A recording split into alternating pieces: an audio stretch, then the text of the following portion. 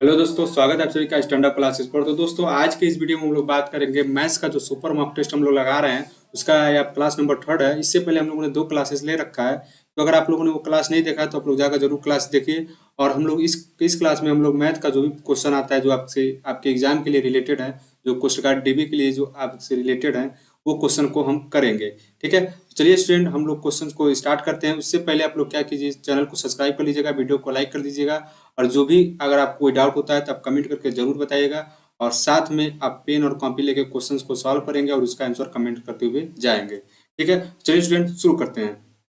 सबसे पहले पहला क्वेश्चन देखिए, पहला क्वेश्चन क्या दिया हुआ है। दिया find the value of sine square 10।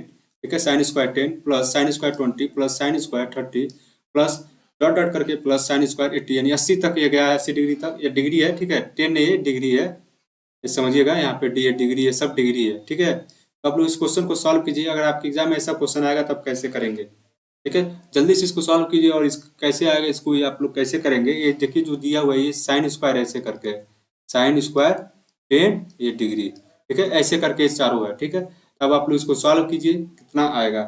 ठीक है, लोग सॉल्व करके इसके आंसर कमेंट कीजिए। देखिए क्या दिया हुआ है,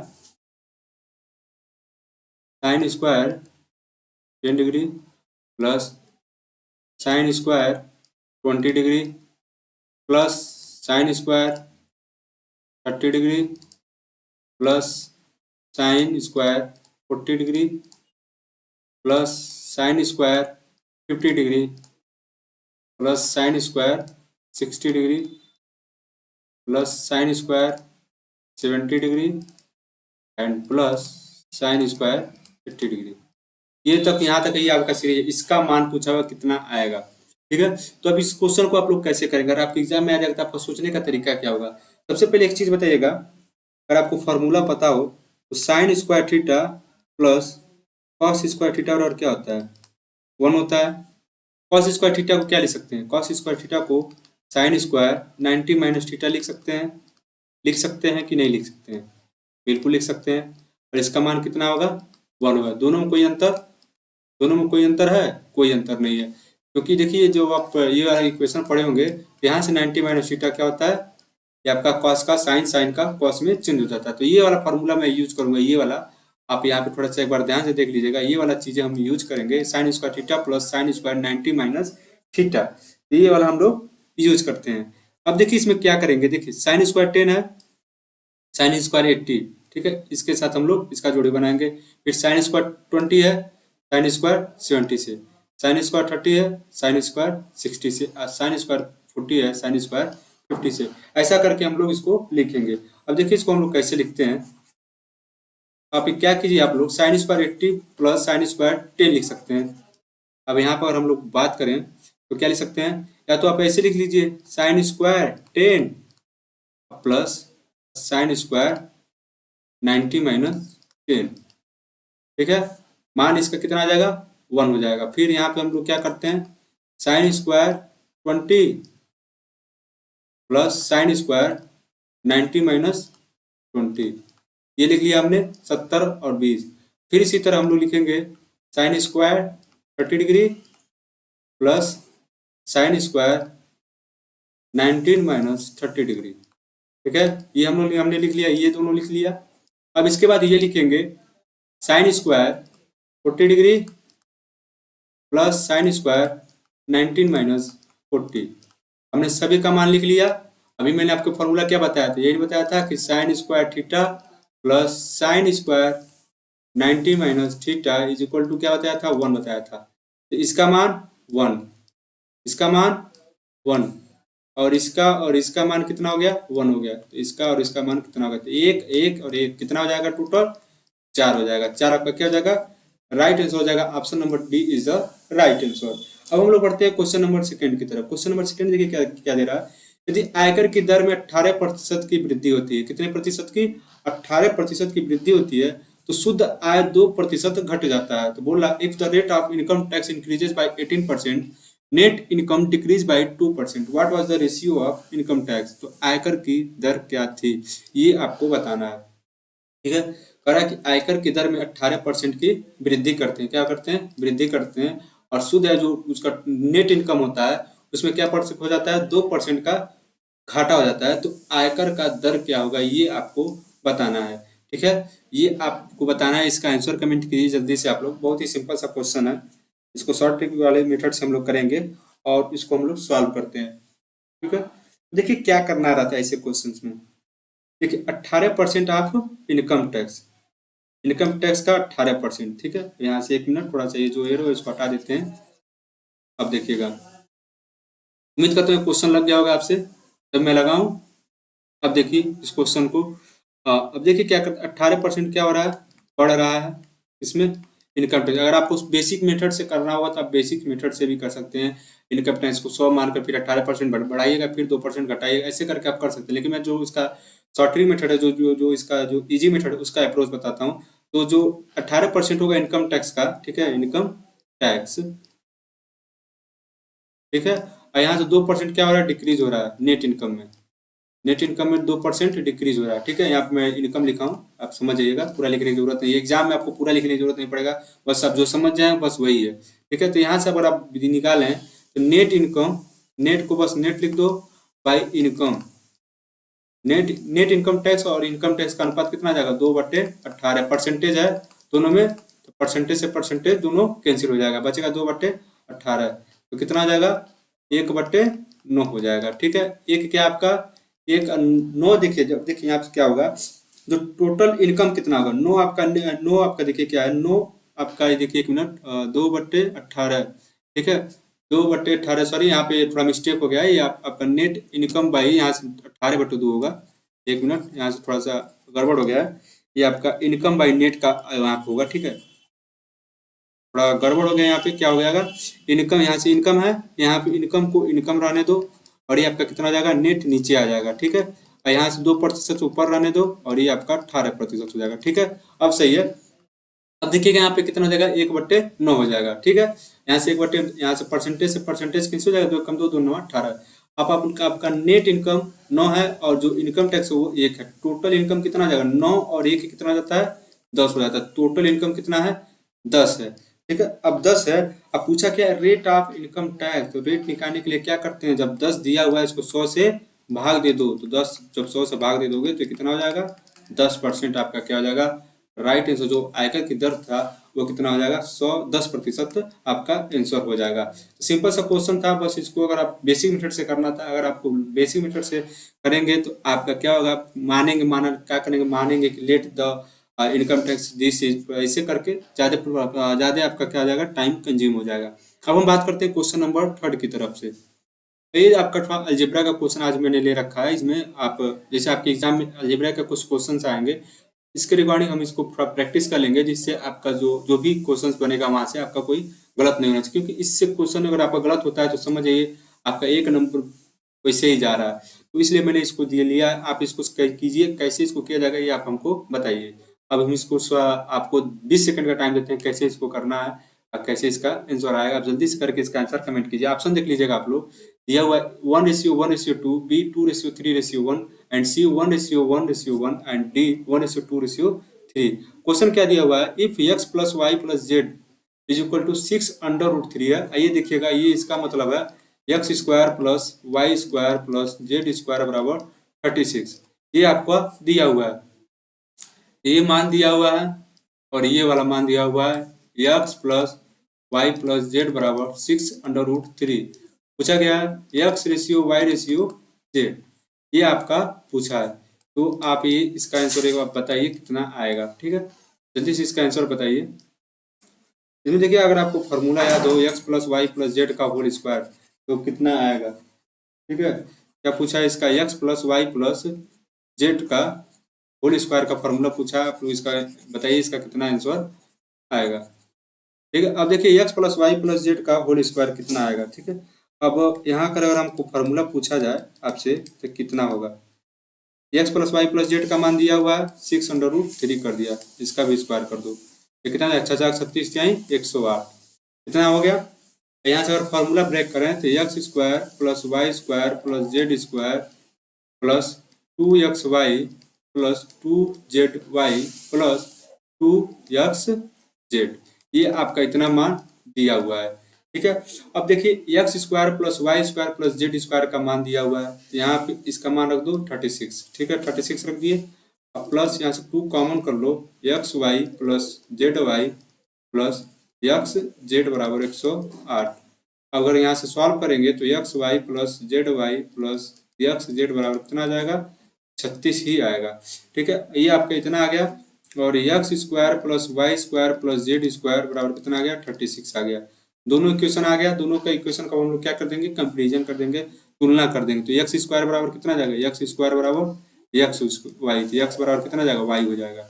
और जेड वाई स्क्वायर बराबर कितना हो जाएगा, जेड वाई, तो वाई बराबर कितना आ जाएगा, जेड हो जाएगा। यानी टोटल करें तो एक्स बराबर वाई बराबर जेड आपका आ जाएगा। इस तरह इनका अनुपात कितना आ जाएगा, 1:1:1 का इनका अनुपात हो जाएगा। ऑप्शन नंबर सी आपका क्या हो जाएगा, राइट आंसर हो जाएगा।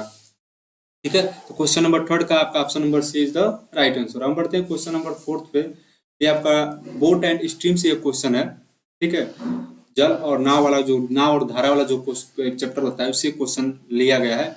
आप कहेंगे सर ये तो आपका देख लीजिए, थोड़ा सा इजी सा क्वेश्चन, आपके स्पीड एंड टाइम डिस्टेंस से रिलेटेड करके क्वेश्चन आ सकता है, क्योंकि उसमें सिलेबस में किया नहीं गया है, पूरा बताया नहीं गया कि कैसे क्या करना है। ठीक है, दिया शांत जल में नाव की गति 10 किलोमीटर प्रति घंटा है और धारा की गति 4 किलोमीटर प्रति घंटा है।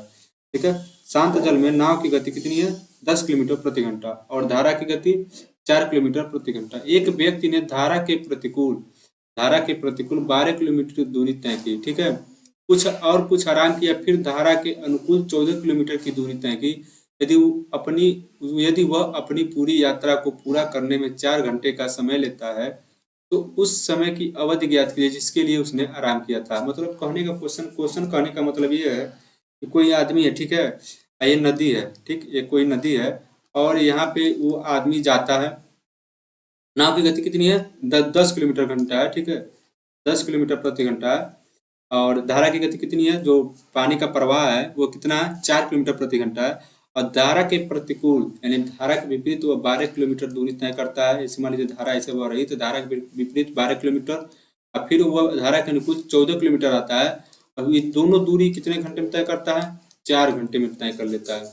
और बीच में कुछ आराम करता है, कुछ मान लीजिए कुछ भी आराम करता हो, कुछ आराम करता है तो वही आराम का समय निकालना है कि कितना समय में वो आराम करता है। तो आप लोग इसका आंसर बताइए कितना इसका आंसर आएगा। अगर आपको इसका फार्मूला पता हो तो ठीक है, नहीं फार्मूला पता हो तो मैं एक बार फार्मूला बता दूंगा आपको, उसके हिसाब से आप लोग इसका आंसर कमेंट कर लीजिएगा। ठीक है, तो देखिए इस क्वेश्चन को कैसे करेंगे, ज़्यादा डिफिकल्ट क्वेश्चन नहीं है। सबसे पहले हम आपको बता दें धारा के अनुकूल नाव की चाल क्या होती है। ठीक है, तो आप फार्मूला लिखना चाहें तो लिख सकते हैं अपने कॉपी में, धारा के अनुकूल नाव की चाल क्या होता है। दोनों क्या, सिंपल सा सुन लीजिए, बस लिखूंगा ज़्यादा टाइम लगेगा, आपका पास इतना टाइम नहीं है कि मैं लिखूं बैठ के। देखिए धारा के अनुकूल जो चाल होती है, शांत जल में नाव की चाल प्लस धारा की गति दोनों को जोड़ देते हैं। ठीक है, धारा के अनुकूल नाव की चाल, ठीक है, धारा के अनुकूल नाव की चाल कितनी हो जाएगा, 10 + 4 कितना हो जाएगा, 14 किलोमीटर प्रति घंटा। ठीक है, इसी तरह प्रतिकूल पूछे, प्रतिकूल तो प्रतिकूल क्या करेंगे, घटा देंगे। ठीक है, दोनों को घटा देंगे तो कितना आ जाएगा, 6 किलोमीटर पर आवर। ठीक है, यहाँ तक समझ में आया। अगर धारा के अनुकूल पूछता है तो शांत जल में नाव की चाल प्लस धारा की गति, धारा के प्रतिकूल पूछता है नाव की चाल तो शांत जल में नाव की गति माइनस धारा की गति, ये दोनों आपका आ गया। अब बताइए 12 किलोमीटर प्रतिकूल चलता है तो टाइम कितना हो जाएगा, टाइम बराबर क्या होता है, स्पीड अपॉन टाइम, समय बराबर क्या होता है, दूरी बट्टे चाल। तो दूरी कितनी है, 12 है और इसका जो समय आपका जो स्पीड है कितना है, 6 है। समय कितना लग जाएगा, 2 घंटे, 2 घंटे लग गया। एक किसकी तरफ से, प्रतिकूल वाला। अब अनुकूल वाला पाते हैं तो अनुकूल वाला कितना चला है, 14 किलोमीटर चला है। अब कितना उसका स्पीड है, 14 उसका किलोमीटर प्रति घंटा स्पीड है। तो यहाँ टाइम कितना आ जाएगा, 1 आवर। तो टोटल और आने और जाने में टोटल कितना समय हो गया, 3 घंटे। और वो कितना समय लिया था, 4 घंटे। तो 4 घंटे में से 3 घंटे वो आता है जाता है तो आराम कितना करेगा, 4 - 3 कितना करेगा, 1 घंटे। 1 घंटे वो आराम करेगा। Option number B is the आपका राइट आंसर हो जाएगा। अब बढ़ते हैं क्वेश्चन नंबर 5 की तरफ। क्वेश्चन नंबर 5 क्या दिया है, 2 ट्रेन विपरीत दिशा में चल रही है। 2 ट्रेन है, वो जैसे कहे कि ये ट्रेन है और एक ये ट्रेन, इसका डायरेक्शन इस तरफ है, इसका डायरेक्शन इस तरफ है। उनकी गति का अनुपात कितना है? 2:1 है। यदि पहली ट्रेन एक खड़े आदमी को 5 सेकंड में पार कर लेती है, पहली ट्रेन जो है, जो दो वाली है, कितने सेकंड में पार करती है? 5 सेकंड में। और दूसरी ट्रेन उस आदमी को 8 सेकंड में पार करती है, तो दोनों ट्रेनों द्वारा लिया गया समय निर्धारित करें कि वो एक दूसरे को पार करें। ठीक है, तो बढ़िया क्वेश्चन है, आप इसको लगा के इसका आंसर कमेंट कीजिए कितना इसका आंसर आएगा। ठीक है, अब देखिए इस क्वेश्चन को हम लोग सॉल्व कैसे करेंगे। आपके पास अभी 10 सेकंड का टाइम है। अब मैं थोड़ा सा ऑप्शन पढ़ के तब तक बता देता हूँ, आप लोग इसको थोड़ा सॉल्व कीजिए तब तक। देखिए ऑप्शन ए दिया है 6 सेकंड, ऑप्शन बी दिया है 3 सेकंड, ऑप्शन सी दिया है 5 सेकंड एंड ऑप्शन डी दिया है 9 सेकंड। और इसका इंग्लिश में भी देख लीजिए, the two trains are moving in the opposite direction and their speeds are in the ratio of 2:1। If the first train crosses a standing man in 5 seconds, ठीक है, another train crosses the same man in 8 seconds, they determine the time taken by the train to cross each other। अब देखिए इस question को कैसे, अगर आप basic method से जाएंगे इस क्वेश्चन को करने के लिए तो आपके को ज्यादा समय लगेगा, लेकिन मैं इसको थोड़ा सा अलग अप्रोच से बताता हूँ इस क्वेश्चन को करना कैसे है। अब देखिए उनकी जो गति का अनुपात वो कितना है? 2:1 है। और पहली ट्रेन एक खड़े आदमी कितने में, ये ट्रेन जो हमारी पहली वाली है कितने में? 5 सेकंड में, और ये कितने में? 8 सेकंड में। 5 दूना 10 और 8 एकम 8। ठीक है, ये हो गया। अब दोनों का ये क्या हो गया? ये आपका क्या है? स्पीड है। ये आपका क्या है? टाइम है। दूरी बराबर क्या होता है? चाल गुणे समय। तो चाल गुणे समय हमने यहाँ लगा दिया। अब दोनों की दूरी कितनी हो गई? 18 हो गई। दोनों की गति कितनी है? दोनों की गति क्या करते हैं? जोड़ लेते हैं, तो 2 1 कितना हो गया? 3 हो गया। ठीक है, अब यहाँ टाइम कितना हो जाएगा? अब यहाँ टाइम हो जाएगा समय बराबर दूरी बटे 4, यहाँ से कितना हो जाएगा? 6 सेकेंड। ठीक है, यहाँ से आपका 6 सेकेंड आपका क्या हो जाएगा? राइट आंसर हो जाएगा। Option number A is the right answer. Question number 5 का ऑप्शन नंबर ए। तो ये बस इतना मैंने कर दिया। देखिए ज्यादा कुछ नहीं किया, बस इसको यहाँ से ऐसे कर दिया। अगर आप बेसिक से करना चाहते हो तो आप बेसिक से भी कर सकते हैं। ठीक है, बढ़ते हैं क्वेश्चन नंबर 6 की तरफ। एक वस्तु को 45/2% के लाभ पर बेचा जाता है। ठीक है, 45/2% के लाभ पर बेचा जाता है। यदि क्रय मूल्य यदि सीपी और एसपी में 40% और 40 रुपये और 35 रुपये, इंग्लिश में देखिएगा यहाँ पे क्या है? इंक्रीज किया जाता है, यहाँ पर छूट गया है। विक्रय मूल्य में 40 और 35 रुपये का क्रमशः क्या किया जाता है? बढ़ोतरी किया जाता है। तो वस्तु पर लाभ कितना होता है? 15% का लाभ होता है। तो वस्तु का मूल्य बताइए। जो वस्तु का जो कॉस्ट प्राइस है, क्रय मूल्य है, वो पूछा हुआ है। इंग्लिश में इसका सही है, इंग्लिश देख सकते हैं। An article is sold at 45/2% profit if the cost price and selling price are increased by 40 rupees and 35 rupees respectively, then the profit on that article will be 15%। find the cost of that article। ये आपका question number 6 है, आप लोग उसको लगाइए और इसका answer comment कीजिए।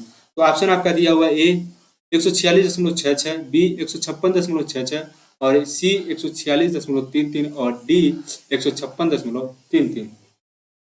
ठीक है, तो आप लोग इसको लगाइए और इसका आंसर कमेंट कीजिए। जल्दी से इसका आंसर कमेंट कीजिए कैसे ये क्वेश्चन का लगेगा। बेसिक से करना चाहते हैं तो बेसिक से कर सकते हैं, शॉर्ट ट्रिक से करना चाहते हैं तो शॉर्ट ट्रिक से कर सकते हैं। ठीक है, और मान लीजिए 45/2% इसका क्या है? प्रॉफिट है। तो इसका सीपी कितना हो जाएगा? इसका सीपी कितना हो जाएगा? 245/200। अब कहेंगे सर ऐसे कैसे हो गया 245/200? ठीक है, अब एक फार्मूला आप नोट कर लीजिएगा। एसपी बराबर क्या होता है? सीपी गुणे 100 प्लस प्रॉफिट परसेंटेज बाई 100।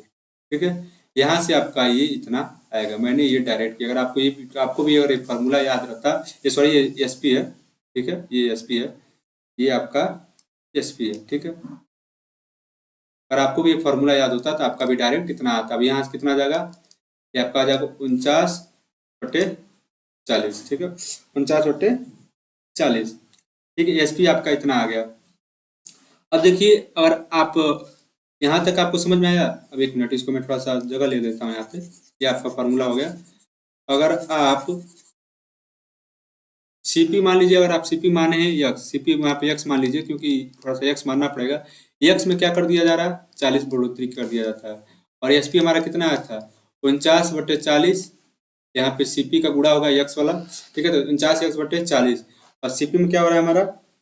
आपका 49 यक्स में क्या कर रहा है? 40 बढ़ोतरी कर रहा है। कितना? आपका 35 रुपया, सॉरी 35 रुपया आपका क्या हो रहा है, बढ़ रहा है। अब देखिए अब इसमें क्या करा है, तो वस्तु पर लाभ 15% होगा। तो इस न कि देखिए कभी भी लाभ सीपी पे होता है, एसपी पे नहीं होता है। तो सीपी पे लाभ हो रहा है, तो सीपी पे कितने परसेंट का लाभ हो रहा है, 15% का। तो क्या कर देंगे, गुणे 115/100 बराबर, ये आपका क्वेश्चन बन गया। इसी को आपको बस सॉल्व करना है और कुछ नहीं करना है। यहाँ तक आपको समझ में आया कि नहीं समझ में आया, ठीक है। यहाँ से तक कोई दिक्कत नहीं। सीपी हमने यक्स मान लिया। अभी मैंने आपको फॉर्मूला बताया था, एसपी बराबर सीपी गुणे 100 प्लस प्रॉफिट परसेंटेज बाई ये आपका 100। यहाँ से हम लोग कर सकते हैं इसको, यहाँ से इतना आ जाएगा आपका, ये एसपी आ गया, सीपी आ गया। अब क्वेश्चन जैसे करा उसे आप बना दो। बोल रहा है कि सीपी में हम क्या करें, 40 रुपया का बढ़ोतरी करें, अब एसपी पर हम क्या करें, 35 रुपया। तो एसपी पर हमने 35 रुपया बढ़ा दिया, तो उस वस्तु पर लाभ 15% होगा। तो ये जो सीपी लाभ किस पे होता है, सीपी पे होता है। यहाँ से जब हम लोग इसको सॉल्व करेंगे तो आपका आंसर आ जाएगा यक्स बराबर 146.66। मैं डायरेक्ट कर दिया हूँ, आप यहाँ से इसको आप लोग सॉल्व कर लीजिएगा, ठीक है। आप यहाँ से एलसीएम वगैरह लेके आप इसको सॉल्व कर सकते हैं। तो ऑप्शन नंबर ए आपका क्या हो जाएगा, करेक्ट आंसर हो जाएगा। और आप चाहें तो इसको काट भी सकते हैं, यहाँ से ये हो जाएगा 5, ये हो जाएगा 20, 23/20 हो जाएगा। और इसका जो कैलकुलेशन थोड़ा सा और ईजी होगा। अब आप इसको सॉल्व कर लीजिएगा, ठीक है। अब हम बढ़ते हैं क्वेश्चन नंबर 7 की तरफ। क्वेश्चन नंबर 7 क्या दिया, टाइम एंड वर्क है, बहुत ही बेहतरीन क्वेश्चन है। पुरुष, महिलाओं और बच्चों का 3:2:1 के अनुपात में एक काम को करने के लिए नियोजित किया जाता है, ठीक है। पुरुष और महिला और बच्चों को 3:2:1 के अनुपात में एक काम करने को नियोजित किया जाता है और उनकी मजदूरी 5:3:2 के अनुपात में होती है, ठीक है। जब 90 पुरुषों को नियोजित किया जाता है तो कुल दैनिक मजदूरी 10,350 रुपये होती है। तो एक आदमी का दैनिक मजदूरी कितना पाएगा, ये आपको बताया कि एक आदमी दिन भर में कितना रुपया पाएगा। ऐसे ऐसे क्वेश्चन दिया हुआ है। तो क्वेश्चन बहुत ही बढ़िया है, आप लोग इसको सॉल्व कीजिए और इसका आंसर कमेंट कीजिए कितना इसका आंसर आएगा। आपके पास 15 से 20 सेकंड का टाइम है, आप लोग इसको सॉल्व कीजिए। इंग्लिश में देख लेते हैं, इंग्लिश में कोई एरर तो नहीं। Man, women and children are employed to do work in the proportion of 3:2:1 and their wages are in the proportion of 5:3:2. When 19 men are employed, total daily wages of all amounts to 10,315 rupees. Find the daily wages of a man. तो ये आपका question है, बढ़िया question है।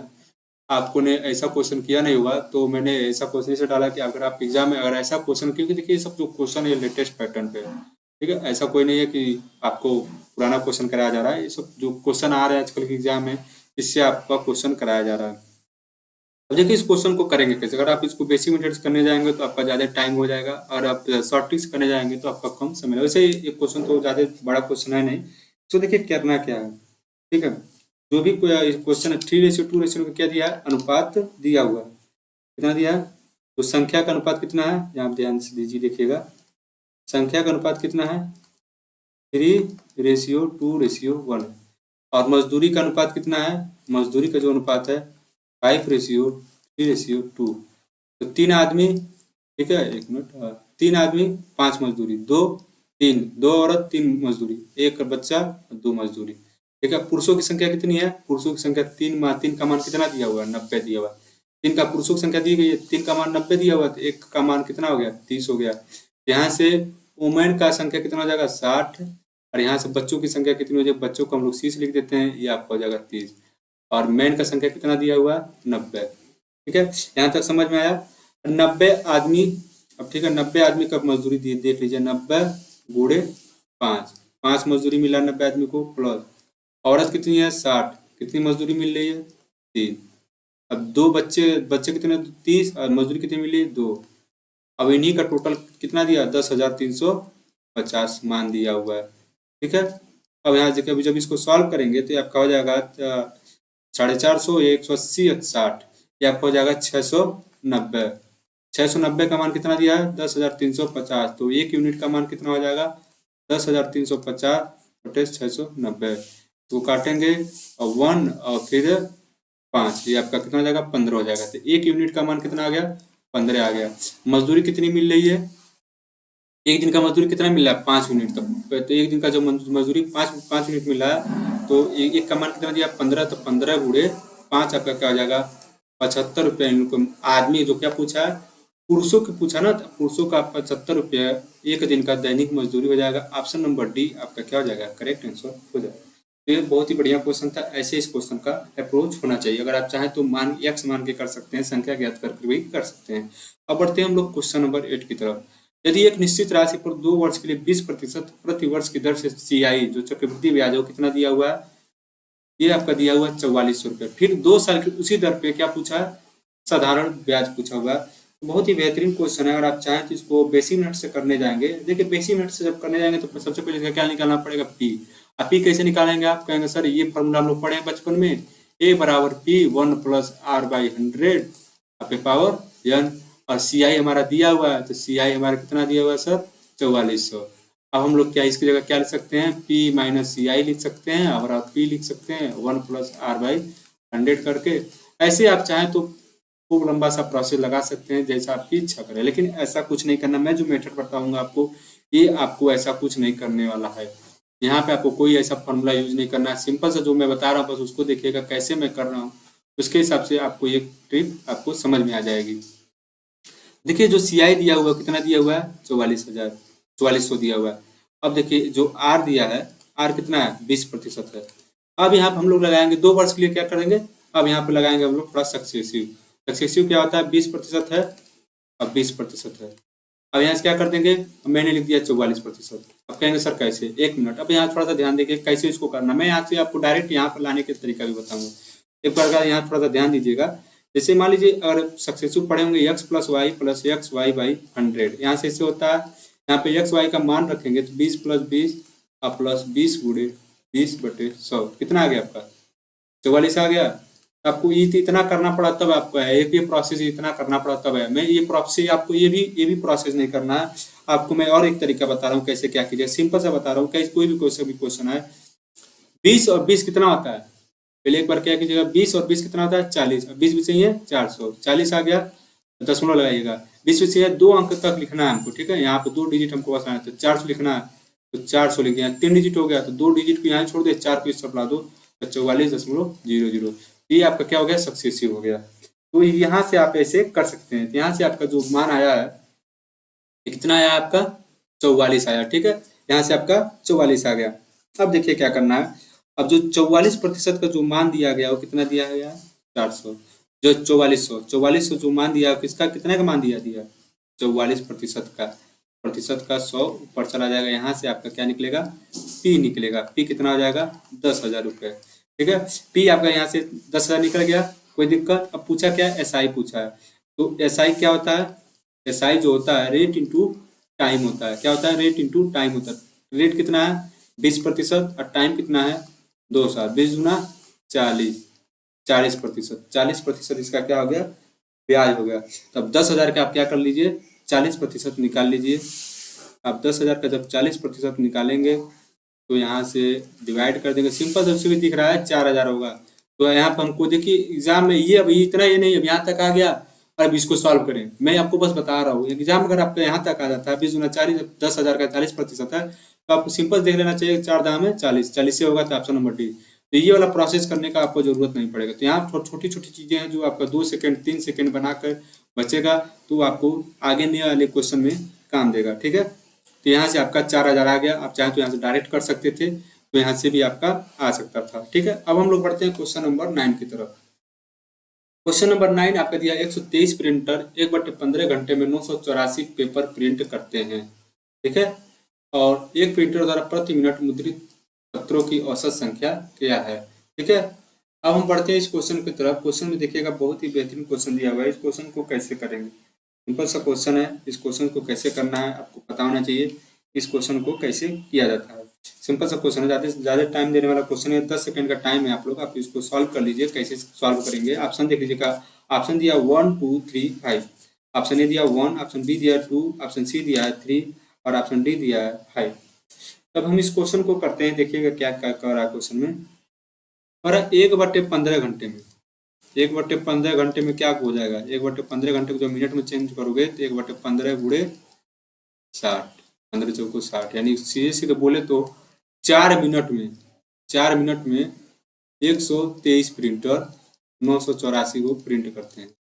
ठीक है, तो 1 minute में 123 प्रिंटर कितना करेंगे? तो 1 मिनट में 123 प्रिंटर कितना करेगा? 984/4। ये कितना हो जाएगा? 4 दूनी 8, 246। ठीक है, 246। अब देखिए 1 मिनट में एक प्रिंटर कितना करेगा, ये पूछा। 1 मिनट में एक प्रिंटर कितना करेगा? 1 मिनट में ये तो 123, 1 मिनट में 123 प्रिंटर 246 तो करते हैं। तो 1 मिनट में एक प्रिंटर, ठीक है, एक प्रिंटर 246/123 यानी कितना हो जाएगा? 2। तो 2 पत्र को मुद्रित करेगा। Option number B is the right answer. अब बढ़ते हैं क्वेश्चन नंबर 10 की तरफ। एक वर्ग के विकर्ण की माप क्या होगी जिसका क्षेत्रफल 578 वर्ग सेंटीमीटर के बराबर है? तो ये आपका क्वेश्चन नंबर 10 है। आप लोग इसको सॉल्व कीजिए और इसका आंसर कमेंट कीजिए। जल्दी से इसको सॉल्व कीजिए और इसका आंसर कमेंट कीजिए। देखिए क्या दिया, वर्ग के विकर्ण की माप क्या होगी जिसका क्षेत्रफल दिया। वर्ग का विकर्ण को पूछा है, क्षेत्रफल आपका दिया गया है। ठीक है, तो आप इसको सॉल्व करके इसका आंसर कमेंट कीजिए जल्दी से। अगर आपको इसका फॉर्मूला पता होगा तो आप इसको कर लेंगे, नहीं पता होगा तो आप इसको नहीं कर पाएंगे। ठीक है, तो अब इसको हम लोग सॉल्व करते हैं। देखिए कैसे करेंगे।